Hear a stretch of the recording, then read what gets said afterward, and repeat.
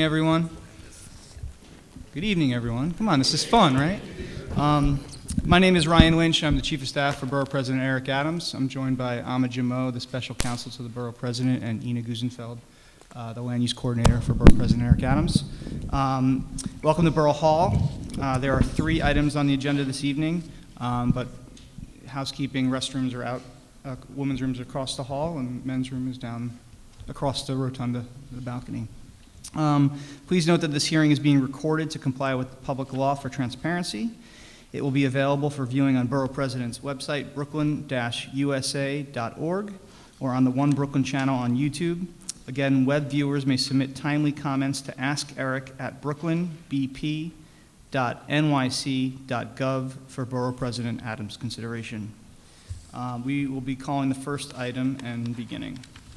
The first item is calendar item 1, 1510 Broadway, 200085 ZMK, 200082 ZRK, 200084 HAK, 200083 PQK.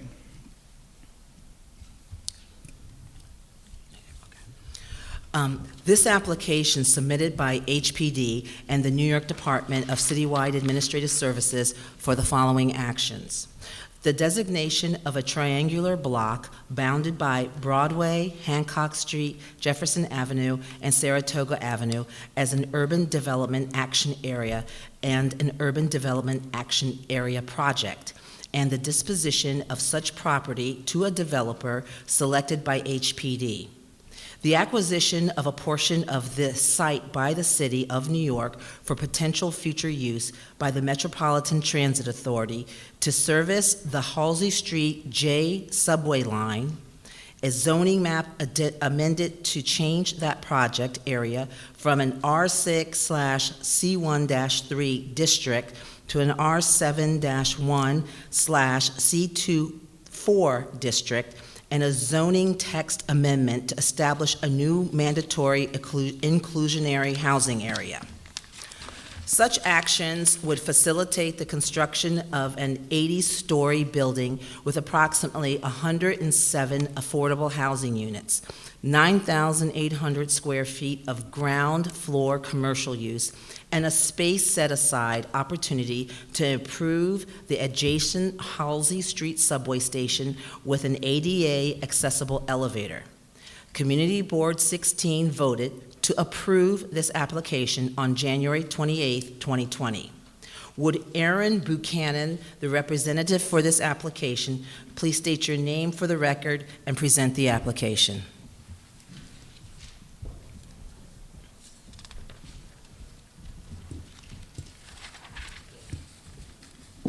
Good evening. My name is Erin Buchanan, and I'm from the New York City Department of Housing Preservation and Development. I'm here tonight with members of the development team to present the 1510 Broadway ULURP application.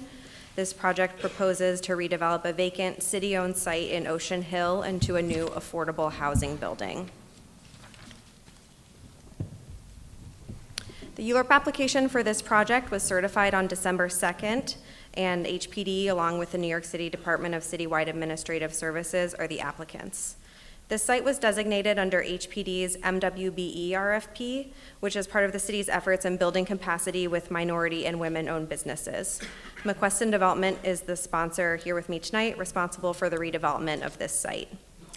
To briefly mention the actions again, this ULURP application is seeking approvals for an urban development action area project designation and project approval, the disposition of city-owned property, acquisition of a portion of the development site by the city, a zoning map amendment to rezone block 1489 from R6 with a C13 commercial overlay to R71 with a C24 commercial overlay, and finally a zoning text amendment to designate the development site as a mandatory inclusionary housing area.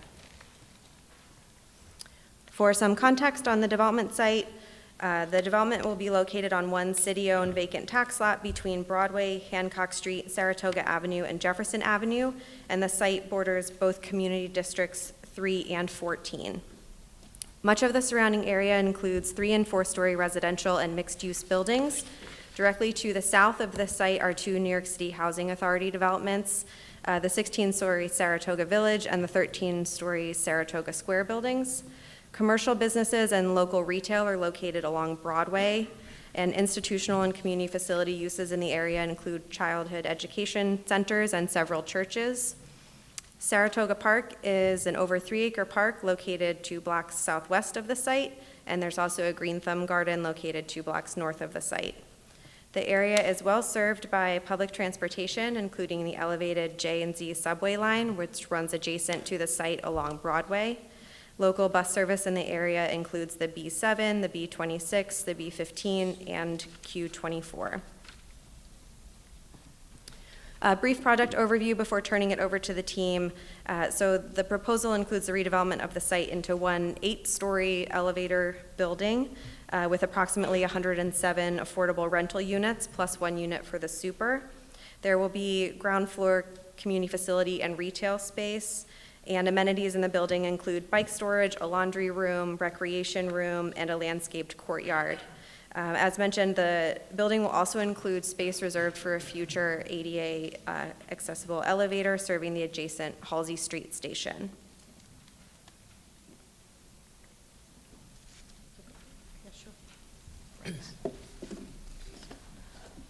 Good evening. My name is Rella Fogliano, McQuestion Development, and I am the sponsor and the awardee of this wonderful project that we're hoping to develop here at 1510 Broadway.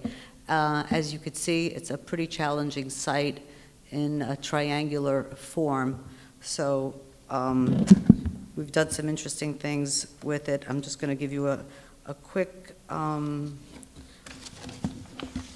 overview of the ground floor plan, where we have approximately 10,000 square feet of retail that is facing Broadway, which, as you know, is a well-trafficked area for retail.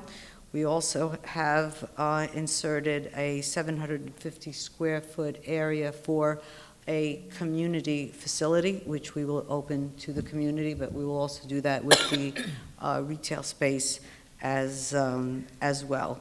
We have 2 residential lobbies, one that is entering on Jefferson Avenue and the other on Hancock Street.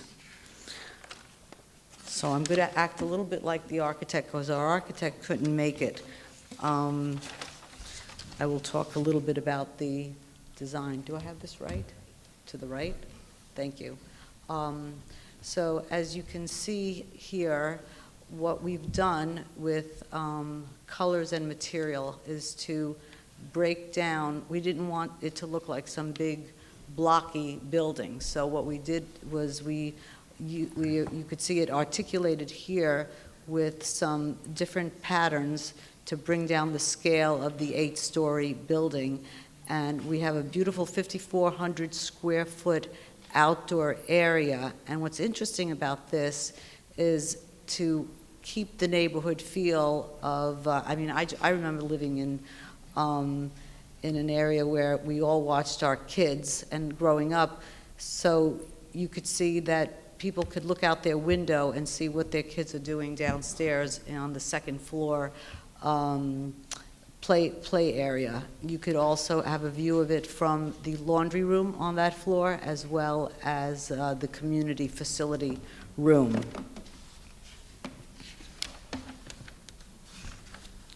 Here's another view from Hancock Street.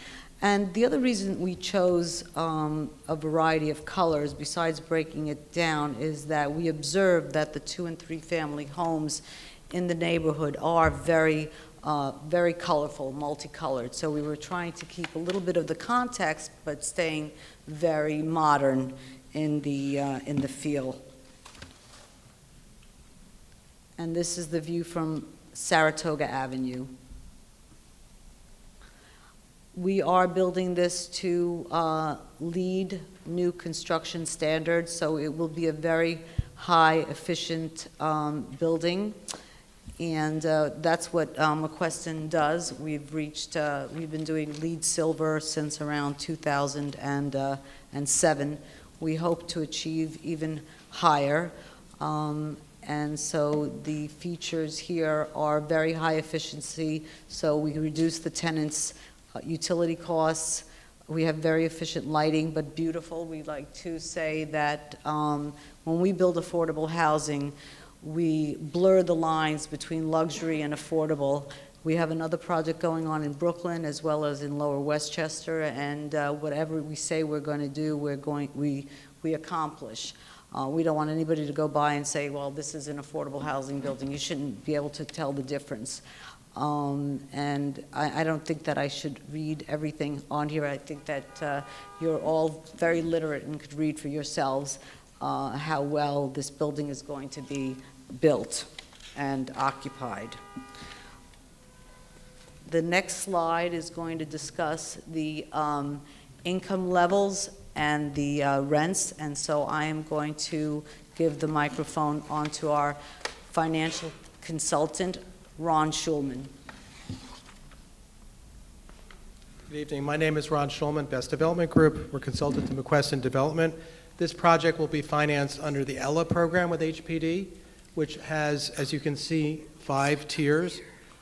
There'll be formerly homeless people moving into the building, as well as 4 other tiers, 40, 50, 60, and 80% of AMI. Kind of an even distribution between those tiers, and you can see the incomes range from $17,000 and change up to $88,000. So we're trying to capture as many people as possible from the neighborhood and the area, and then the rents accordingly. Again, $362 for the lowest price studio, all the way up to $2,000 for a 3-bedroom, 2-bath apartment. So capturing people in the neighborhood, young families, young professionals who want to live in this area of Brooklyn. 50% of the units will be below 50% of AMI, and again, it'll be financed with the ELA program with HPD and HDC.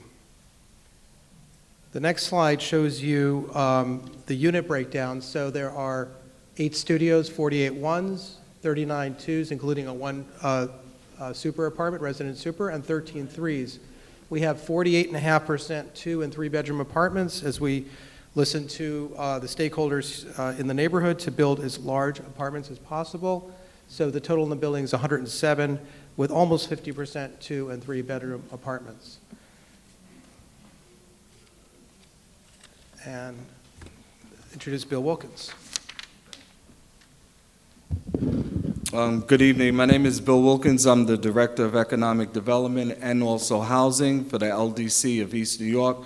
Growing businesses, changing lives, strengthening communities for the last 40 years. We don't poach. We stay in East Brooklyn, whether it be Bushwick, Brownsville, Canarsie, and East New York. We're very pleased to partner with McQuestion, a WBE developer that gets it.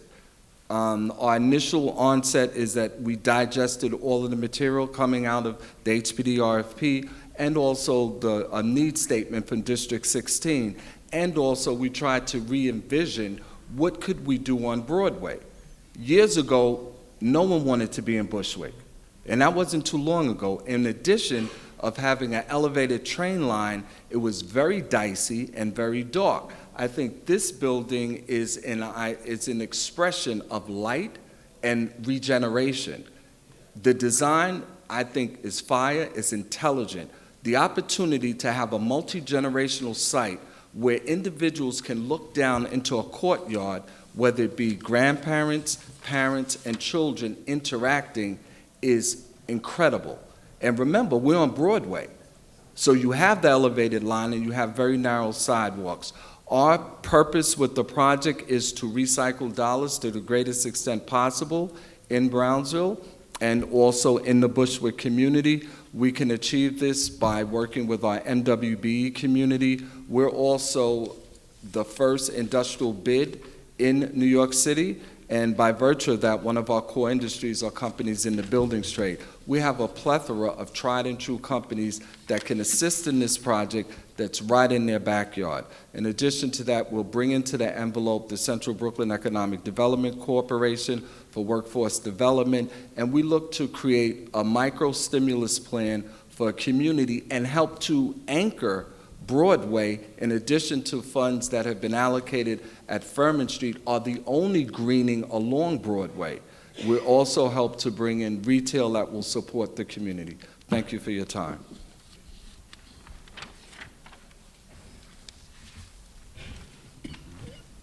So just to review the timeline before we take your questions, We certified on December 2nd. We visited the community board for their land use committee on January 14th, and then the full board on the 28th. And we are here this evening, and we'll be going to the City Planning Commission and City Council following that. So we're happy to take any questions.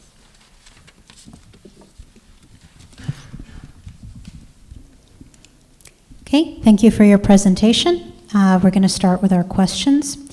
So regarding the intended affordable housing units, what is the qualifying income range for prospective households based on household size? What are the anticipated rents based on the number of bedrooms? And what is the distribution of units by bedroom size? Okay, I'm going to back up. So to answer the question, the rental range, as we went over in this chart, is again from 362 to 650. That's for the formerly homeless families moving in.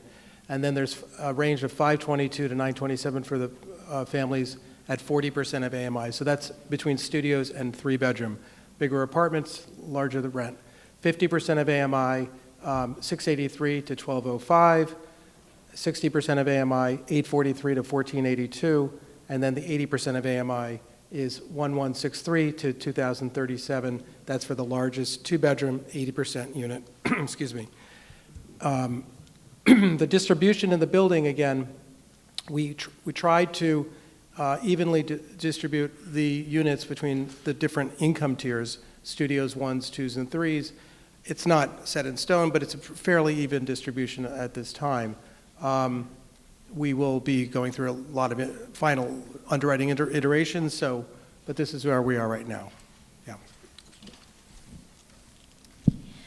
Please identify what marketing strategies, such as designating one of this community's affordable housing nonprofits as the affordable housing administering agent, would be used in the tenant selection process in order to ensure the highest level of participation for Community District 16, especially those that are rent-burdened or at risk of displacement? And further, would such marketing strategies start off with a financial literacy campaign to assist area residents in becoming lottery eligible?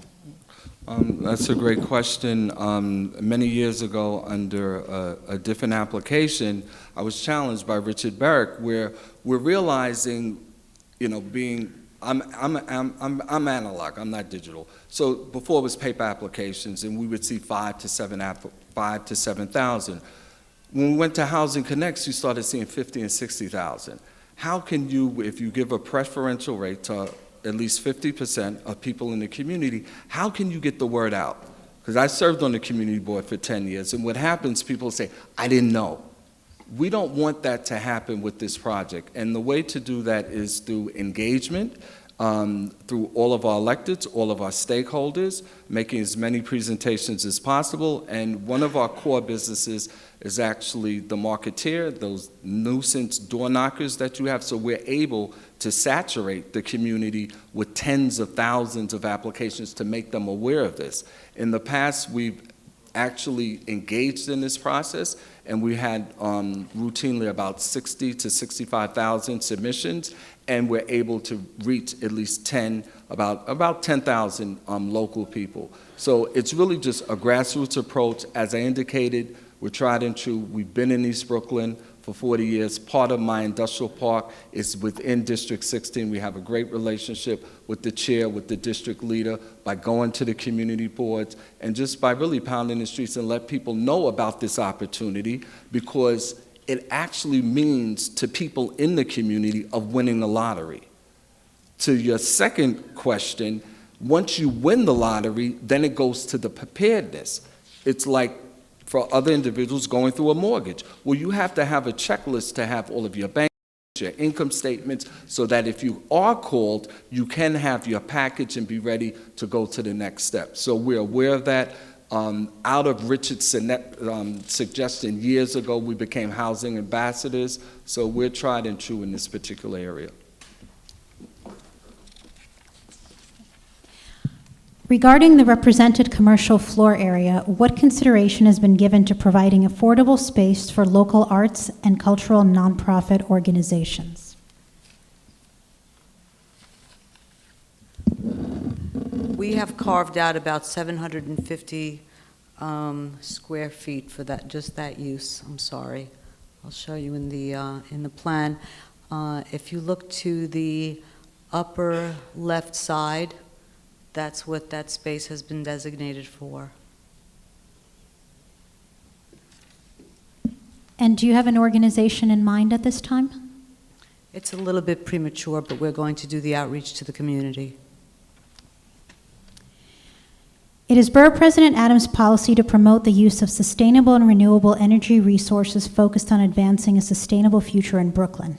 It is also Borough President Adams' policy to promote practices to retain stormwater runoff.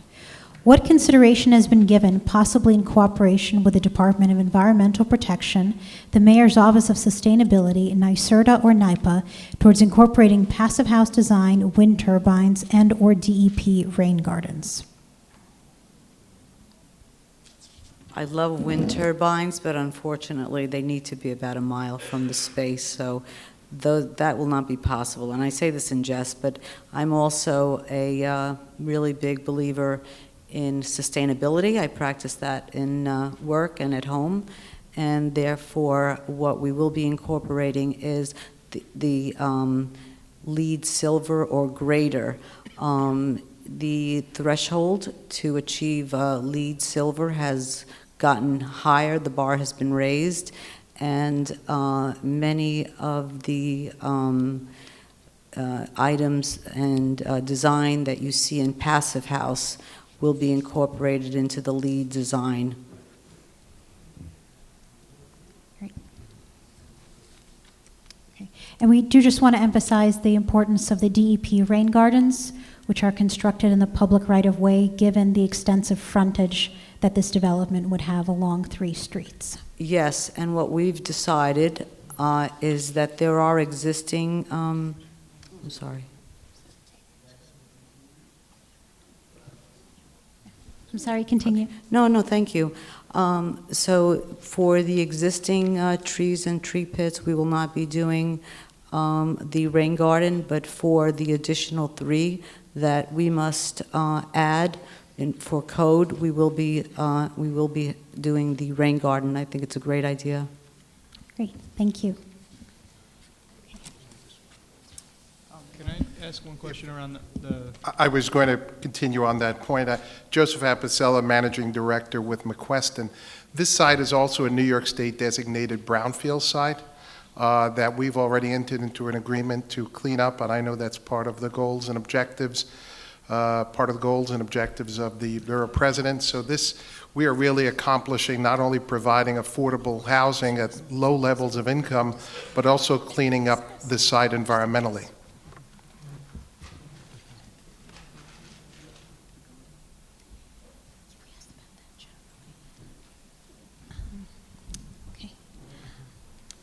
So this is the end of our questions for this item. If any members of the public would like to comment on this item, please do so at this time. Okay, seeing none. I'm sorry. I'm sorry. Sorry, could you, I'm sorry, sir. Could you please come up to speak to the podium? Yes, we do. transparency? It's for the video. It's for our video, it's being taped. Being taped. It's for the video. Yes. Yeah. Yeah, just curious, I see 107 units. Is that all the units? So all of them are affordable. And what's the tax abatement on that? Is there a 35-year tax abatement for those units? Yeah, please respond. It will be a 420C tax exemption with the city, Meaning what? meaning 35-year tax it abatement? can go as long as 60 years. 60-year tax abatement?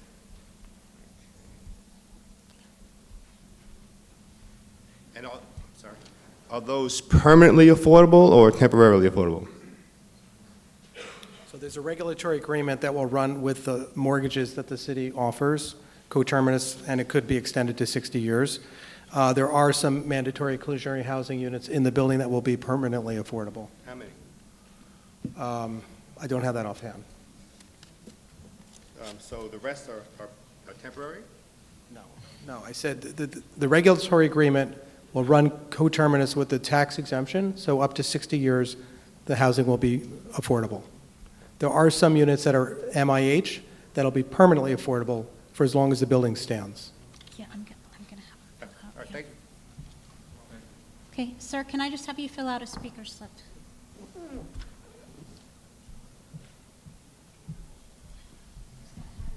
Are there any other speakers on this item?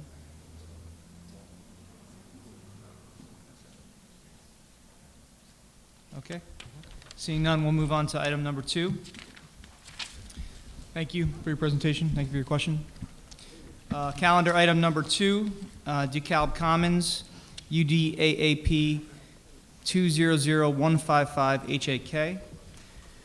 This application submitted by the New York City Department of Housing Preservation and Development pursuant to Article 16 of the General Municipal Law of New York State for the designation of 8 properties as an Urban Development Action Area and Urban Development Action Area project. 633-639 DeKalb Avenue, 648-654 DeKalb Avenue, and 1187 Fulton Street, and pursuant to Article 197C of the New York City Charter, and pursuant to the Article 197C of the New York City Charter, the disposition of such property to a developer selected by HPD. Such actions would facilitate the construction of 3 new buildings with a total of 84 affordable units in Brooklyn Community District 3. The 1187 Fulton Street development would also contain approximately 1,470 square feet of ground floor commercial use. Community Board 3 voted to disapprove this application on February 3rd, 2020. Would Makita Marshall Nesmith, the representative for this application, please state your name for the record and present the application? Thank you. Good evening. My name is Makita Marshall Nesmith, and I am a Brooklyn planner in the Office of Neighborhood Strategies at HPD. With me today I have Lynn Zing, Director of Brooklyn Planning from HPD, and members of the sponsor team who will introduce themselves shortly. Tonight we would like to share with you an exciting project, DeKalb Commons, which will bring quality, affordable housing to Brooklyn, New York. HPD is requesting the disposition of 8 city-owned lots for the development of 3 new construction buildings under the HPD Extremely Low and Low Income Affordability, ELLA, program. ELLA funds the new construction of low-income multifamily rental projects in which a minimum of 70% of the units or low-income rents are affordable to households earning up to 60% of AMI. The proposed project was selected through the NIHOP and NCP Request for Qualifications, RFQ, which was released in December 2014. The RFQ's goal was to create the development of home ownership and rental opportunities through small homes and mid-sized rental buildings. Under the RFQ, St. Nick's Alliance and Bedford-Stuyvesant Restoration were chosen in April 2017. The proposed project will result in a total of 84 units with a mix of studios, 1, 2, and 3-bedroom units, all affordable to households and individuals earning up to 80% of AMI, which is roughly $59,760 annually for an individual, or up to $76,880 annually for a family of 3. The proposed project was certified for ULURP in December 2019, and HPD is requesting the following actions for these 3 city-owned sites: designation of an Urban Development Action Area, project approval for an Urban Development Action Area project, and disposition approval of the city-owned property. DeKalb Commons is 3 development sites comprised of 8 vacant city-owned lots in the Bed-Stuy neighborhood of Brooklyn, New York, Community District 3, and the City Council District 36. As you see on this map, 2 of the sites are located across from each other on DeKalb between Nostrand Avenue and Marcy Street. The last site is a smaller site located on the commercial corridor of Fulton Street. Now I will turn the presentation over to the development team to provide more details for the proposed DeKalb Commons project.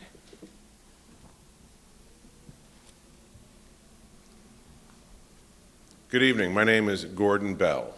I'm Executive Vice President of Bedford-Stuyvesant Restoration Corporation. So we're the original community development corporation, and we're pitching the most modern design. We're going passive house on this one. And we're delighted to be here with our partners, St. Nick's Alliance. We've worked together before. This summer, St. Nick's and Restoration worked together to close with our other partners a 580-unit deal, this Central Brooklyn Joe transaction, and we're delighted to work with St. Nick's again. St. Nick's is a vertically integrated, long-standing community development corporation that has helped its neighborhoods for many years. They've got over 2,000 and change developments. We've got 2,000, and today we closed on 2,500 with NYCHA, just today. So I got a thank you note from Louise Carroll. I'm delighted to have it on my phone. I won't erase it. What I think is fascinating is working with St. Nick's and HPD, we've turned 3 separate sites into something that makes sense. So the first 2 sites in DeKalb, right, DeKalb and Bedford, are significant. They're in the neighborhood. And they're adjacent to the Kosciuszko Pool, which is used by kids in the summertime. So Councilman Cornegie and I have talked about that. It's important. We're close to the community and did a community board set of meetings, and they insisted we do a shadow study. And I said, well, I know what a shadow does during the day. It kind of keeps moving until night. And well, I said, no, let's do the study anyway and really understand the detail. We care about everything from mold to kids to how it's going to work. We shared back the info, and the Land Use Committee of CB3 voted in favor, unanimously, of the project. And we're happy with that. Now, before our time, before 2014, there was an issue with one of the lots that was used by a local restaurant, a famous local restaurant.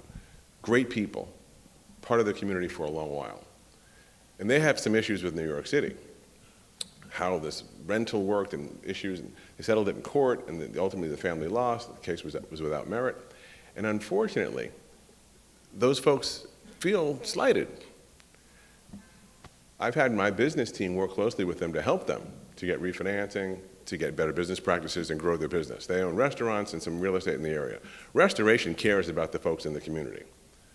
But that is an unrelated issue to making these 3 buildings turn into one great project. So the first 2 buildings are in DeKalb. The other building is at Bedford and Fulton, and it's teensy. It's a teensy little tiny spot. It's not even economic to run an elevator in this thing. It's going to be 3 units, residences over retail, which is classic and perfect, right? Modern, efficient residences over retail. And at 1,200 square feet in retail, today with micro retail and everyone being online, I'm not even sure it's going to be 1 retailer. It could be 2.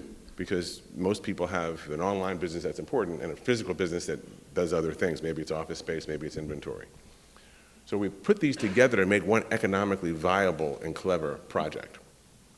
We have one of the 2 buildings, and Phil, my partner Phil Hoffman from St. Nick's will talk about the details of the building, is going to have the community center. We're going to have a community room and access from both of the DeKalb sites to that community center.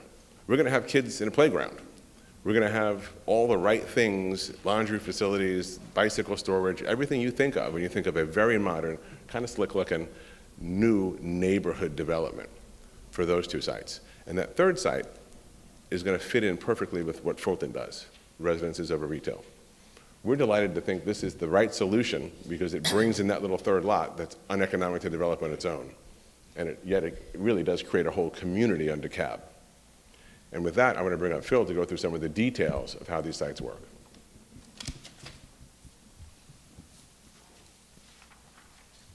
Hello, my name is Philip Hoffman, and I'm a real estate project manager for St. Nick's Alliance, the co-developer with Bed-Stuy Restoration Corporation. So I think Gordon gave a really good summary of the project. I'll run through the slides to get into the details and stuff.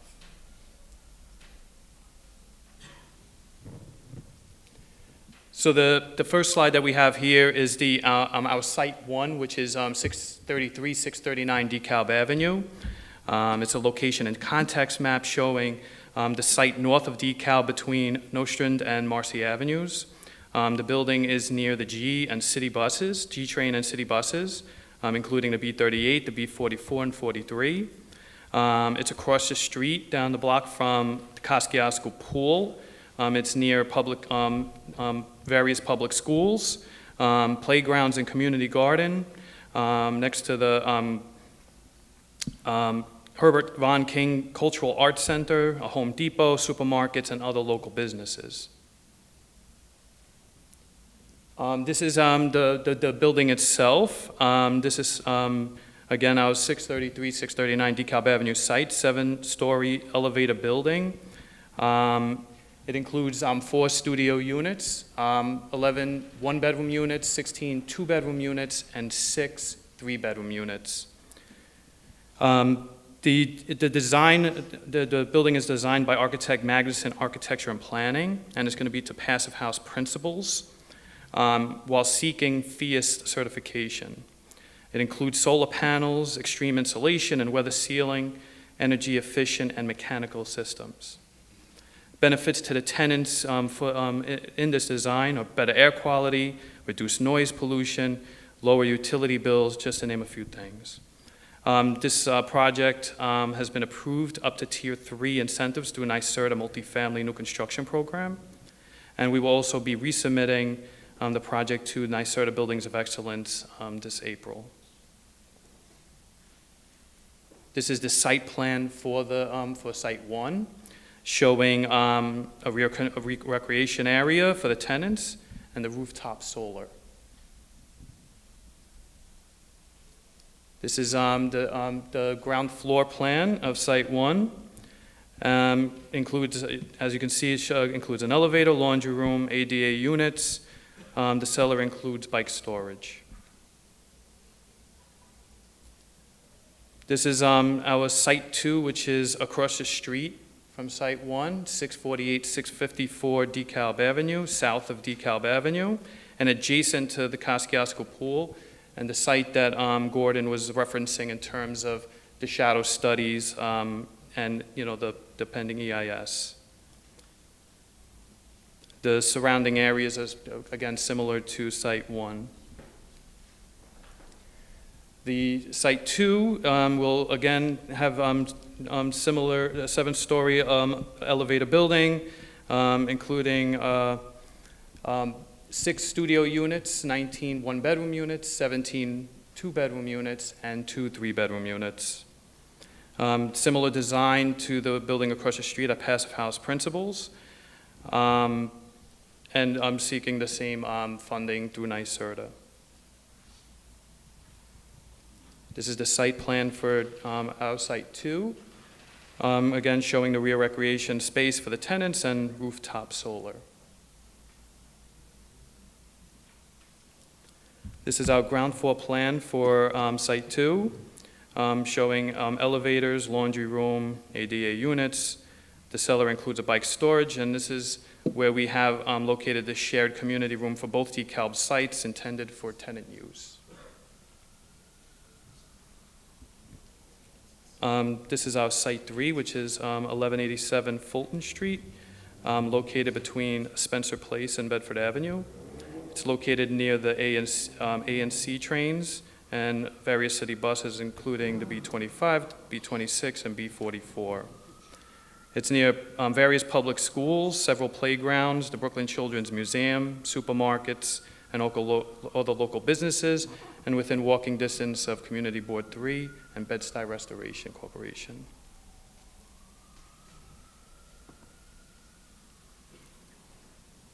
So rendering of our Site 3 is a 4-story walk-up, including 3 units and a commercial space, approximately 1,187 square feet.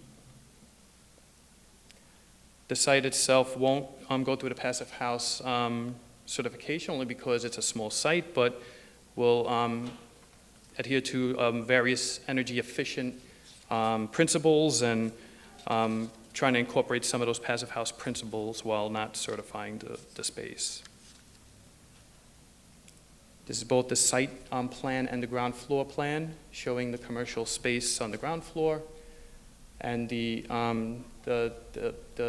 rear second floor space at the second floor.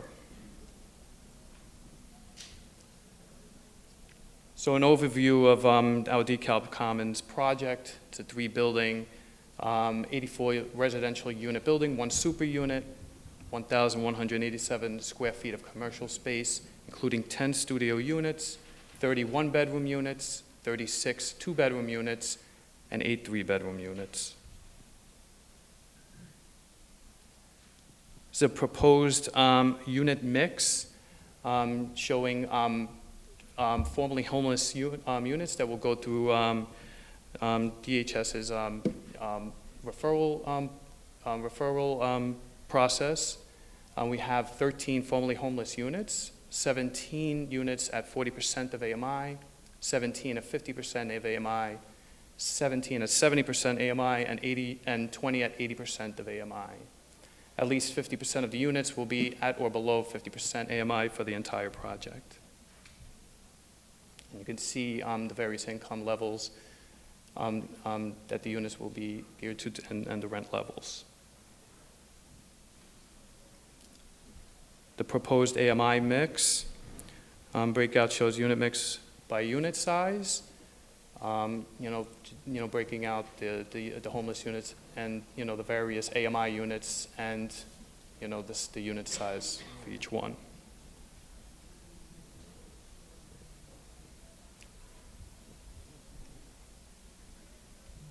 Here for the development summary. As Gordon stated, this is a nonprofit-led development team with a range of experience and connections to the neighborhood. The project will include 3 new construction buildings with approximately 85 affordable units. Development of affordable housing that will serve a range of incomes up to 80% of AMI to accommodate individuals and families. A shared community room of approximately 917 square feet located at 654 DeKalb Avenue. Both DeKalb sites will be designed to Passive House standards, including solar panels, and will seek Passive House certification. And as I stated, the project was approved to participate in NYSERDA's multifamily new construction program and eligible for Tier 3 incentives through Passive House design. Both DeKalb sites have amenities, including rear children's play area and seating areas, laundry room, and bicycle storage.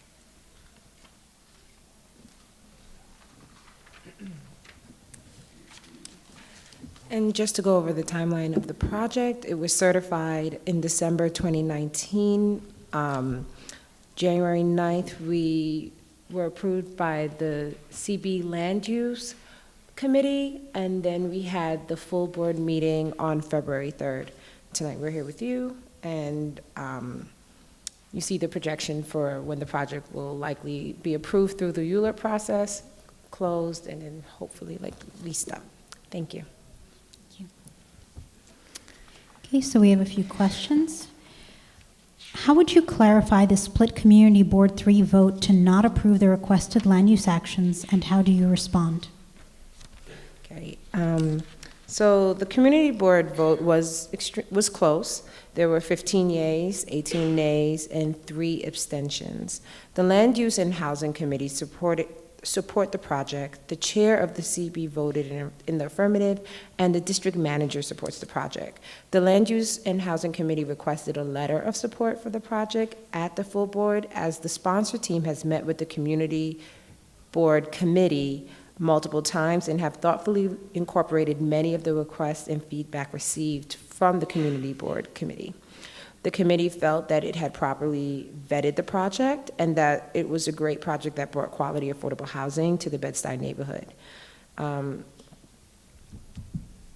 However, at the full board meeting, a former commercial tenant for Site 1 spoke up against the project, not based on the project's merit, but a dispute with the city that was resolved in court, and that may have impacted the vote of some of the full board members.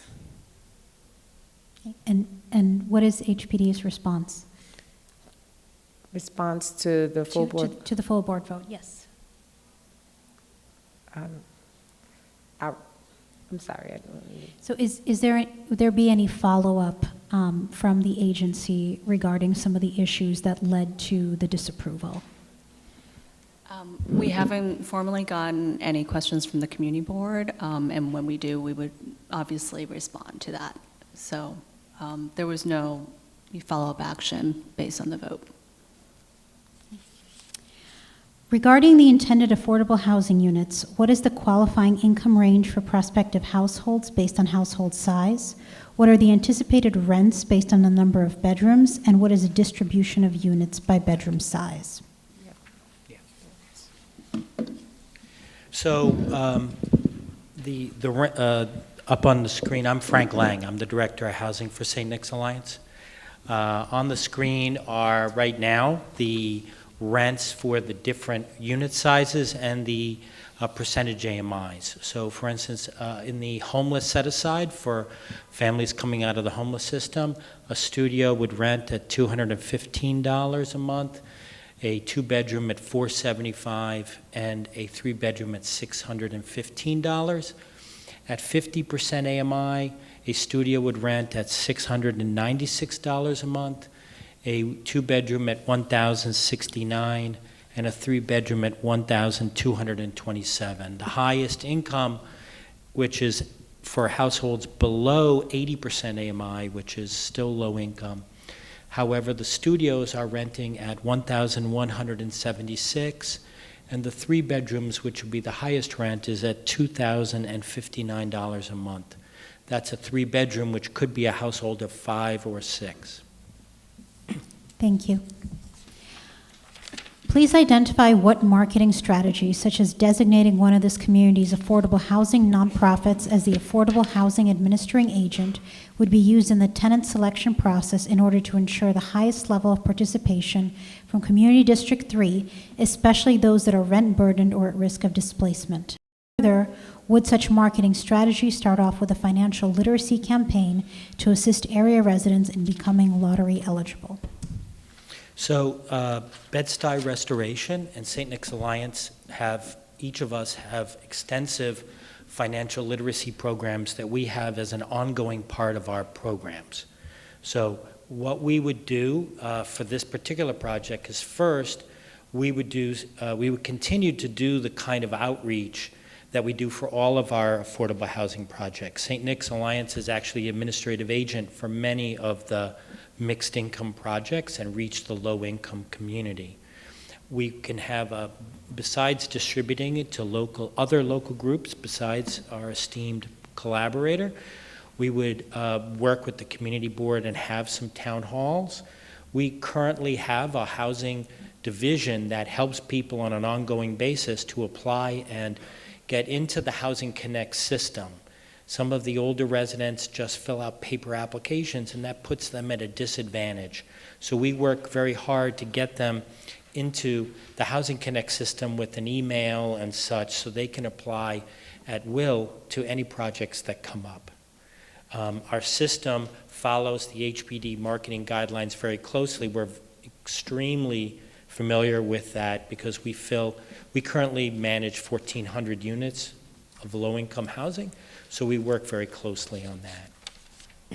I'd love to get on the record that our borough president was with us at Restoration last week at our Economic Solutions Center, which is a multi-sited, award-winning center where we process thousands of people per year, everything from income taxes to planning to budgeting to getting all the city services.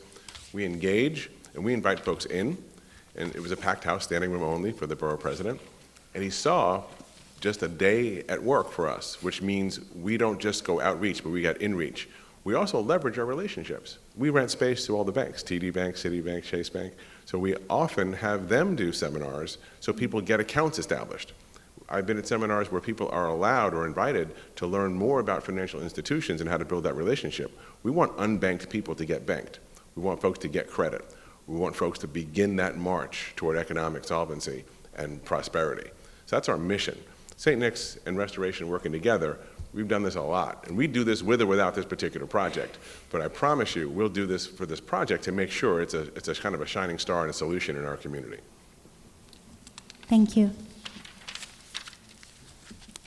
It is Borough President Adams' policy to promote the use of sustainable and renewable energy resources focused on advancing a sustainable future in Brooklyn. It is also Borough President Adams' policy to promote practices to retain stormwater runoff. What consideration has been given, possibly in cooperation with the Department of Environmental Protection, the Mayor's Office of Sustainability, NYSERDA or NYPA, to incorporate passive house design, blue or white roof covering, and/or DEP rain gardens? So I'm joined by Sarah Beyer from Magnusson Architecture and Planning, but as was stated, I'll just say briefly that the buildings are designed to be passive house with solar and other features, and have her talk about the water runoff and other aspects. Sure. Hi. So Sarah Beyer, Associate Principal of Magnusson Architecture and Planning. And we would work with DEP, who we understand has many bioswales in construction and planned for the area, as part of our builder's payment plan to capture more stormwater, which we agree is extremely important with our combined sewer system. Great. For the Fulton Street site, the application image depicted a low-rise building. Given the extent of available zoning floor area and the dire need for affordable housing, why is not all of the allowable floor area being utilized? The main reason is that's a 20-foot wide parcel. We actually attempted to purchase the adjacent parcel, and we were unsuccessful at the exorbitant price that they were looking for. To install an elevator, which would be required for anything above 4 stories, would take up a considerable percentage of the floor area of the building. And instead of having a nice 2-bedroom apartment, we would be faced with a very small 1-bedroom at best and a studio. And it would be prohibitively expensive to build that building with an elevator only servicing a handful of units. So it was seen as uneconomical. We have encouraged the city to, retain control over the rights to sell any floor area if there would happen. And so the city can do that. That would not be for the project. It would be something the city could do, and it could either go to enhance the reserves of this project or help other affordable housing. Let me add to the record. Restoration helped to get the area rezoned. We built up to 9 floors at Albany and Fulton at 2 projects. And we've also built on Nostrand and Fulton another project where we're using the elevators. We are 100% interested in using the FAR. Our team understands the value of that to the city and to the affordable housing community. It just doesn't make sense in that tiny footprint. If you can give us more lots, we'll take more lots and build bigger, I promise. Thank you. Sorry, just one last question about the Fulton site. Did you, and forgive me if you mentioned this, but what are the units size? It's 3 units, but it's 1 bedroom, 3 1-bedroom units? At Fulton Street? Yeah. There are 3 2-bedrooms. 3 2-bedrooms, okay. It's very deep.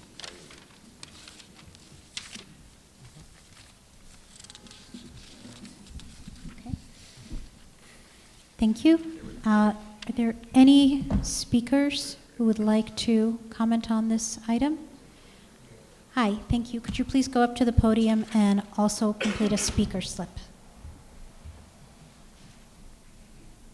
Sir, did you fill out a slip? Sir, We'll have, did you fill out a slip initially? we'll have you fill out a slip once you speak, but please state your name for the record.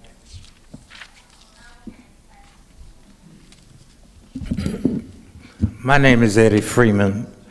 I've been in Bedford-Stuyvesant since 1957. I ran a business in Bedford-Stuyvesant, and I'm still running it for 40 years, going on 41 years. I employ hundreds and hundreds of people over that 40-some years. I've had this property, which they said number 1, I've had that since 1957. HPD, I have it in writing. They promised me this property. As soon as they got a ULURP, they would put it in my name. I had the variance changed. I put up walls, and I put in dry wells for off-street parking because they're taking away the parking across the street from my restaurant, catering hall. It's a restaurant, catering hall, and a bar. So they've taken away the parking on DeKalb. Now they changed the parking on Nostrand. From 7 to 10 you can't park. Then again from 4 to 7 you can't park. I've had the variance changed on this property, and I have the proof of everything. That was a junkyard when I first taken over. I paid rent since 1997. Paid insurance since 1997. Kept the snow and everything moved on that place since 1997. So I can show you the papers that they promised to me. As soon as this is ULURP, we have no problem turning it over to you, Mr. Freeman.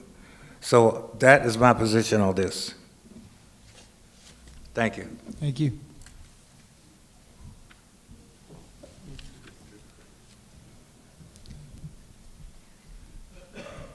Any other speakers on this item? Seeing none, we'll move to calendar item number 3, 312 Coney Island Avenue, rezoning 200092 ZMK, 200093 ZRK, 200094 ZSK. And thank you for the speakers and the presenters on the previous item. These applications submitted 312 Coney Island Avenue LLC pursuant to sections 197C Thank you. and 201 of the New York City Charter for the following actions. A zoning map amendment to change the eastern portion of a block bounded by Caton Place, Coney Island Avenue, East 8th Street, and Ocean Parkway Service Road from C82 to R8A, and establish a C24 overlay within the rezoning area. A zoning text amendment to the special bulk regulations of the Special Ocean Parkway District to modify setback requirements for zoning lots in R8A districts adjacent to Mashat Circle. A zoning text amendment to designate the development site an MIH area and the grant of a special permit pursuant to section 74-533 of the New York City zoning resolution to waive the required number of accessory off-street parking spaces within a transit zone for a development that includes at least 20% income-restricted units. Such actions would facilitate the construction of a 13-story mixed-use building with approximately 278 apartments, 5,000 square feet of commercial space, and 29,900 square feet of community facility use. Of the proposed residential floor area, 25% would be permanently affordable to households earning an average of 60% AMI pursuant to MIH Option 1. Community Board 7 has not yet taken a position on this application. Borough President Adams will hold off on making any decisions until he hears from the board. Would Zachary Bernstein, the representative from this application, please state your name for the record and present the application? Thank you. Hello, I'm Zach Bernstein with the law firm of Fried Frank, representing the applicant here. I'm joined by Dan Kaplan, the architect from FX Collaborative.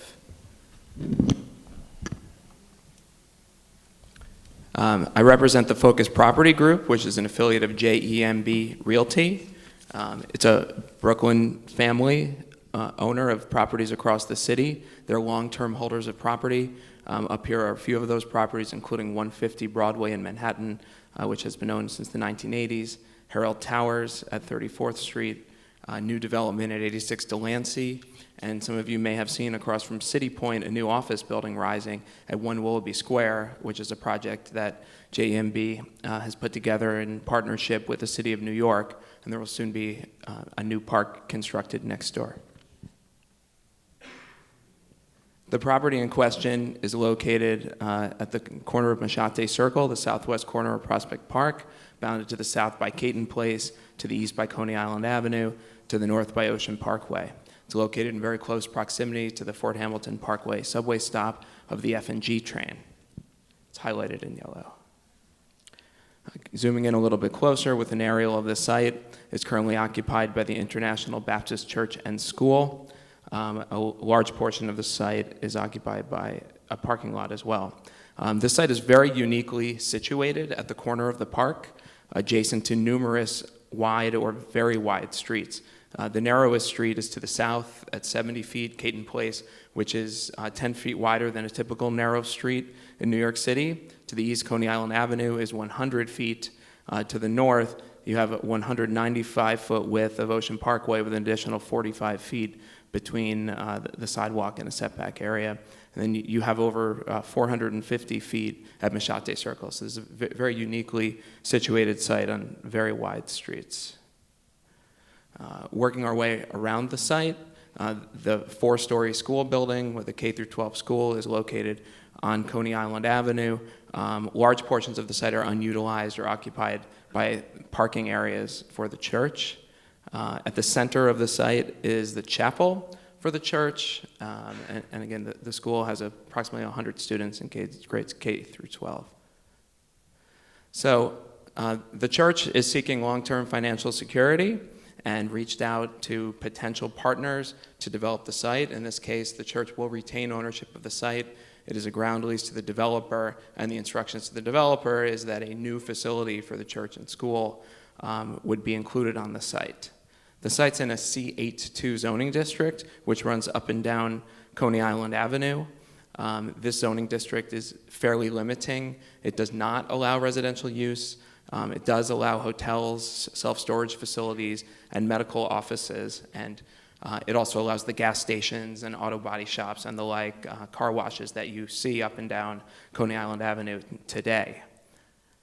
Directly to the south of the site, under currently existing zoning, people in the neighborhood may have seen a new self-storage facility going up. Further down Coney Island Avenue, I actually live south of here, is a new hotel going up as well. To the south of the self-storage facility, you see a 9-story residential building that was built pursuant to a variance because the zoning didn't allow residential as of right. So when the church first came to the developer, they sought out possible developments under current as-of-right zoning, and as I noted, what is allowed today are hotel uses and other non-residential uses. So an original potential iteration of the development plan would keep the school building in place along Coney Island Avenue, develop, taking advantage of Park Circle and the open space, a hotel of approximately 17 stories under existing zoning. The existing CA2 zoning does not have a height limit. Practically speaking, with the floor area, you reach a height limit unless you have very tiny floors, and so this potential development of 17 stories with medical offices in the base. Just for clarification, this is not what is proposed today, but this is what current zoning allows if the zoning doesn't evolve for this site. So, looking to do something that was more appropriate to the residential character of the neighborhood, the development team, working with the architect, looked to a potential residential development of a similar scale that would similarly make sense for redevelopment of the site. This involved approximately 18 stories along the Park Circle, looking to do lower context along Caton Place and keeping the school building there. We've actually been working on this for a number of years, have been having conversations with the Department of City Planning, with the local council member. We presented at a community meeting of the local council that the local council member held actually in January of 2019. So there have been public conversations for quite a long time. And as part of those conversations, the feedback we got from an urban design and architecture perspective was that keeping a low-scale, older building in place along Coney Island Avenue at this very prominent location, and then having an abrupt rise to a new development next door was perhaps not the appropriate development treatment for the site. So we were asked to go back to the drawing board and change the arrangement with the church. So instead of, in the purple, you can see, I don't know if there's a pointer here, in the purple there is the chapel and other church facilities incorporated into the building. We were asked to basically put a new school within the new building as well, so to take down the existing school and see how the rest of the site could be massed. And so this next slide shows distributing what you see here across the entire site in a more contextual manner. And so you see the school actually distributed horizontally across the site in a manner that's incorporated with new facilities for the chapel and other church facilities. And a design going up to 13 stories. As part of those continuing conversations, the feedback that we got on this was it's moving in the right direction architecturally from an urban design perspective, but along the narrow street, Caton Place, there was still a bit of an abrupt transition from the lower scale, the 9 stories at Caton Place, that's planned for Caton Place, up to the higher scale along the wider streets. And so the design development continued, and I'll pass it to the architect, Dan Kaplan, to discuss where it went from there to the current proposal. Thank you, Zach. Good evening, Dan Kaplan, Senior Partner, FX Collaborative Architects. So, very prominent site. You just heard about the evolution of the site planning. We took this basic arrangement of a new church, that space with the chapel and the school that really lined the circle, and in yellow residential, it rose and then stepped back. It seemed good, but not 100% appropriate to this very, very important and significant site in the city. So as we crafted the envelope, we created we looked at this and really did 3 things in terms of a macro massing sense. Number one is we move the floor area closest to the most open space and furthest away from the neighborhood. Secondly, we created transitions, so we start at 9-story adjacent to 57 Caton, and then gradually step up to the circle. And third, we created a very clear, appropriate massing form on this very important circle. And so then we looked at the other circles around Prospect Park. As you know, this is one of the all-time great parks in the country by Frederick Law Olmsted, and he did a very smart thing when he designed it, is created these circular transitions spaces. Two of them are on, three of them are on Prospect Park. The two other ones you see here are shown, and what's nice about them is that the circles are completed with the architecture, so it creates a transition between park and city. So I know this is not Windsor Terrace, but if you look at the Grand Army Plaza, these buildings are taller. They do the same thing, though. They line this circle and create the transition. Near the site, in Windsor Terrace, there are taller buildings. So this one at 135 is 16 stories and does not relate to the neighborhood and does not create that transition, and frankly is the wrong spot for a tall building on the edge, basically in the middle of the neighborhood. There's other taller buildings to the south and to the east. In the community hearing, there was reference to a Hudson development project, which is going up, and that is significantly taller. That's 23 stories. We are not anywhere near that height. So we also looked to create a architectural expression that was more rooted directly into the neighborhood. And if you look at the larger buildings with a lot of frontage in the neighborhood, they take the frontage and they create notches and reveals and gaps with them. So they take this larger form and break it down. We also looked at a warmer masonry material and really started doing some color sampling around the site. So this is a rendering from above. If you see on the sort of top center of the rendering is 136 Ocean Parkway, and as it wraps around to the right and around Ocean Parkway, we've basically continued the landscaped Ocean Parkway experience, and then gradually stepped the building up, and then created this appropriate framing of the circle. This is a view across Ocean Parkway. Here is where you can see how we've taken the larger form and subdivided it into smaller pieces using these notches and recesses so that we create a rhythm of smaller pieces. We also are adopting a very classic base, middle, and top approach here, which refers back to the other architecture. Caton Place, as Zach said, is 70 feet wide. It's about 10 feet wider than a standard street. On the left is the proposed 57 Caton. On the right is the church. And then beyond is this self-storage building. Our building is in the center, and it starts at 9 stories, then 11 stories, and then closest to the parade grounds in the park is at 13 stories. Again, ground floor, second floor, treated like has a base, stores and so forth. We'll show you in a moment. Church entrances, retail entrances. Ground floor, I'm going to start at the top and wrap around. We're recreating and extending the 30-foot Ocean Parkway greenway, and that in combination with the sidewalk is 45 feet of green space and pavement. As it wraps around Park Circle, it's 40 feet of pavement and green space, and then the sidewalk along Coney Island is 15 and 19 along Caton.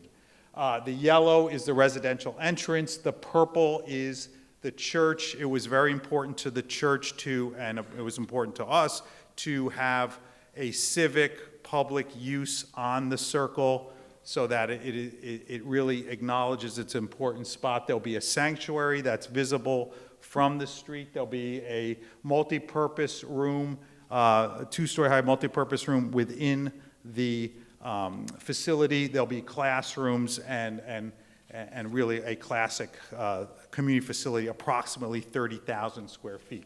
As we wrap around Caton Place, there's a small community-oriented retail space, bike parking on site, another residential entrance, and a below-grade parking ramp.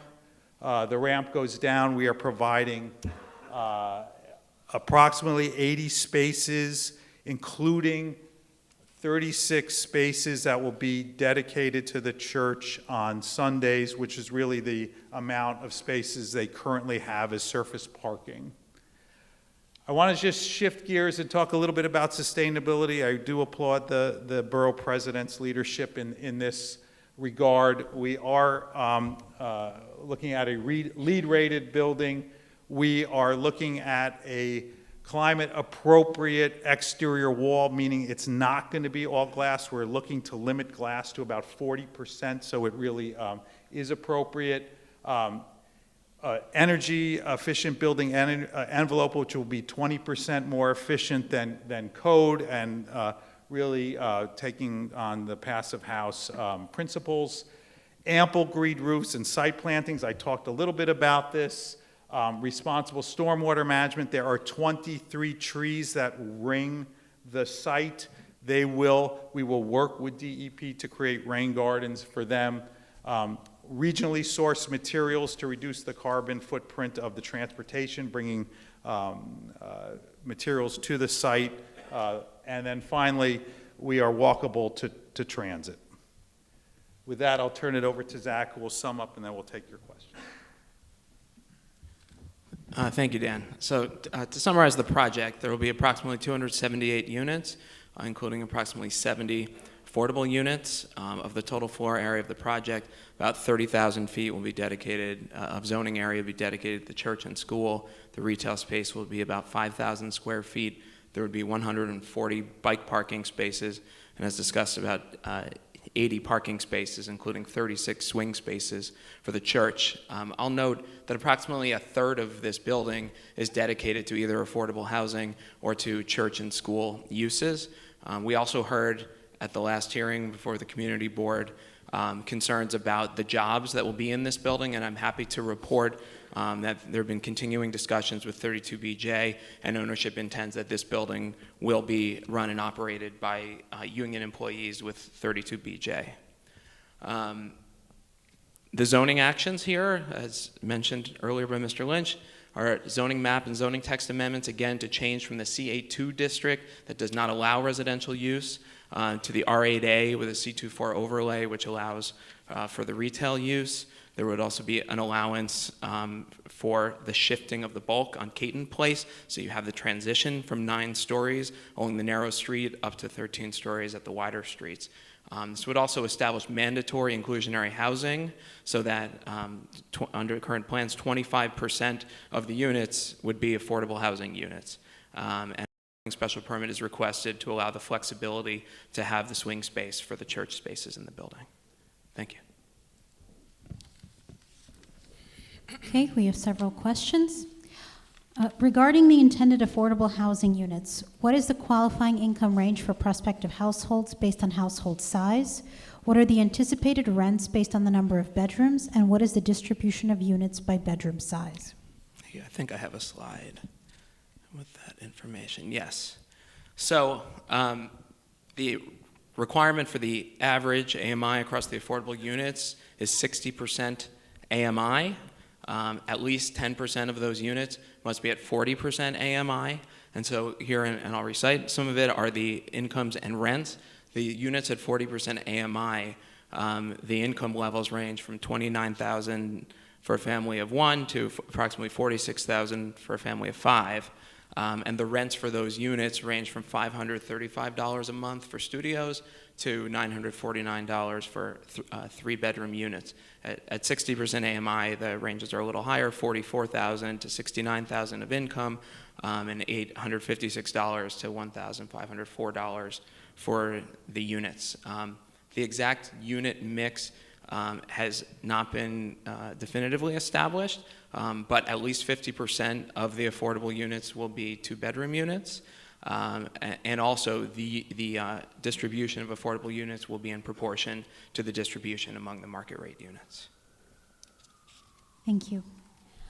Given community concerns regarding displacement and the prevalence of rent-burdened households, please identify what marketing strategies, such as designating one of this community's affordable housing nonprofits as the affordable housing administering agent, would be used in the tenant selection process in order to ensure the highest level of participation from Community District 7, especially those that are rent-burdened or at risk of displacement. And further, would such marketing strategies start off with a financial literacy campaign to assist area residents in becoming lottery eligible? Good question. So we understand there are sometimes difficulties with people getting the information about available affordable units and then navigating the process. So we understand that it is important early on to get the message out that there will be affordable units coming online in this building, and getting the message out locally as to what the requirements are to have certification of income eligibility and fill out the other necessary paperwork. So we have not selected or officially engaged with the nonprofit partner, but we anticipate engaging a local not-for-profit partner as administering agent to assist with the marketing and outreach, so that we can be sure that residents of Community District 7 and the residents adjacent here know about this lottery, enter the lottery, fill out the paperwork correctly, and have as good a chance as possible of occupying the 70 affordable units in the building. Thank you, and I just want to note that since your development includes a church, churches are actually, and houses of worship, excellent resources in this regard, and are well positioned to promote awareness of affordable housing lotteries in their communities. Yes, and there will certainly be outreach through the church. Thank you. Our next question has to do with sustainability, and I understand that you've outlined the sustainable and resilient features that will be included in this development. So could you please speak specifically to the integration of DEP Rain Gardens with the required builder's pavement plan along the various facades of this development? It's too early to file a builder's pavement plan, but our intention is to work with DEP to incorporate the rain gardens in the tree pits along the perimeter of the site. Thank you. And one last question. It is Borough President Adams' policy to maximize good quality jobs for Brooklynites. Please outline what steps will be taken to ensure the inclusion and participation of minority and women-owned business enterprises and local business enterprises in the process of construction on this site.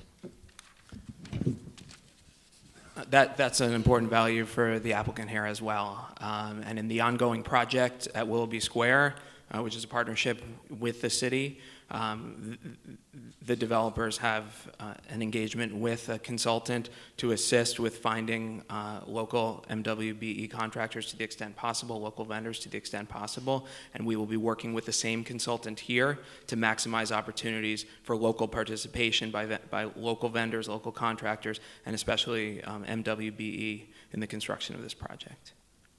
Thank you. Last question for me. You outlined the width of the roadways as being quite wide. Yes. Machadi Circle is a very complicated intersection to connect to transit. Wondering if you have any plans to improve traffic calming or safety measures to bolster what DOT has put into place a couple of years ago. So we've heard a lot of dissatisfaction with the measures that DOT put into place. We had no involvement with those measures, but it's in our interest in bringing a new building here, and it's in the church's interest as well, that traffic among cyclists, horses, runners, and cars, and we've heard that there's a lot of backup of vehicles now with the new rearrangement.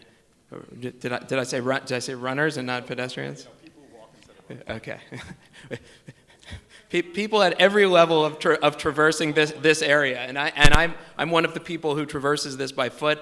My kids have their scouting group across the way, underneath the arches, across from TD Bank, and I'm here with my own children, 5 and 7, on a weekly basis. So I understand the complexities of this circle, and the church and the developers here are both ready, willing, and able to work with DOT to help be a conduit to city agencies and to help navigate that if there are ideas for making circulation improved there. Thank you. Thank you. We will now call speakers on this item, and as a reminder, anyone who wishes to speak but has not completed a speaker slip is welcome to do so at any time.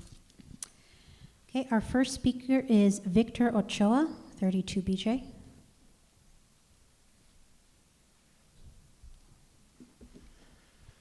Good evening. My name is Victor Ochoa. I have been a residential member of 32 BJ for 29 years.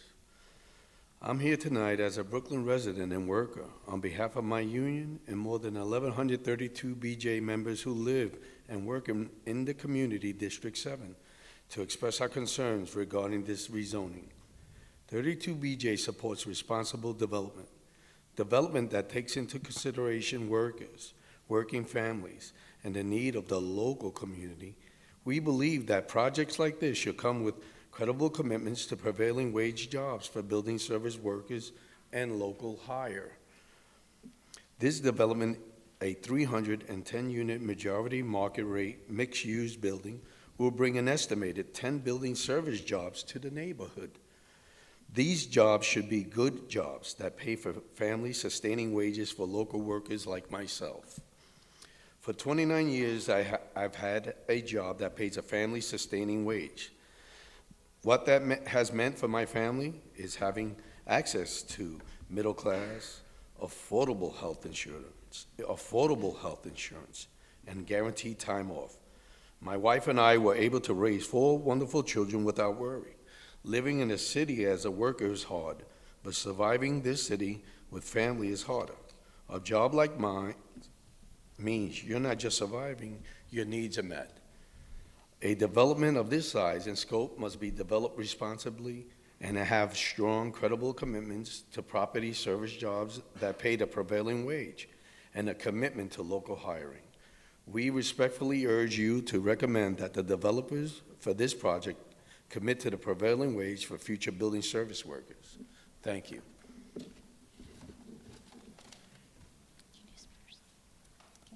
Thank you. Our next speaker is Megan Donahue.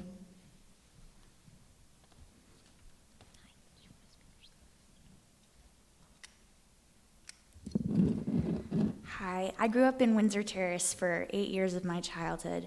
I moved away for a while, but am back now as a resident working as a teacher, and I would like to voice my support for the building of this new project.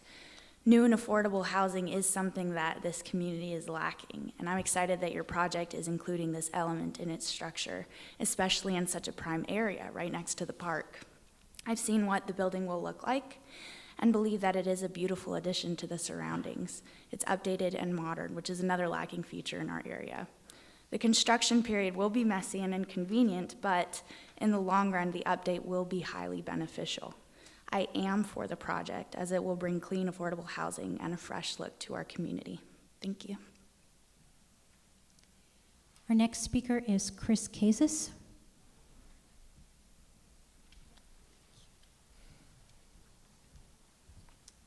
Good evening. My name is Christopher Kazis. I'm actually, if you don't know by my last name from who those were at the board meeting, I am actually related to the pastor of the church. He's my dad.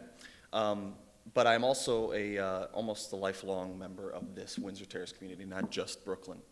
As someone who grew up on Stratford Road and then now East 4th and Vanderbilt Street, I'm actually excited for this, not just because it's associated with the church that I attend, but it's also good for our community, I believe. I love the inclusion of the affordable housing as well as the looks that it will bring to our community. If you don't know, we can sometimes live in a dirty area. It's windy, there's trash blowing around, some of these houses are not very updated given the costs to update, so I'm actually very excited for a new development. Also, I know a concern of mine with a family here, as well as a concern for our community, is affordable housing as well as rental rates.